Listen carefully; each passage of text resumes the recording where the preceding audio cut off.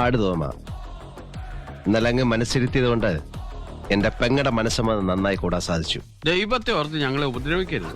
നിങ്ങളെ ഉപദ്രവിക്കാൻ വന്ന 1.5 ചക്രം ഗുണ്ടയൊന്നുമല്ല ഞാൻ. നിയമം പഠിച്ച നിങ്ങൾക്ക് സമയത്തിന്റെ വില ഞാൻ പഠിപ്പിച്ചു തരാം. എങ്ങോട്ട് പോകുന്നു? ചേപ്പാട് തറവാട് വരെ ഒന്ന് പോവുക. ഇന്ന് വെൺമണി വിഷ്ണുവിന്റെ സപ്താഹം വായന ആരംഭ. അവിടെ ആർക്കും വായുഗുളിയൊന്നും വാങ്ങിക്കണ്ടല്ലോ. എന്നാ പോണ്ട.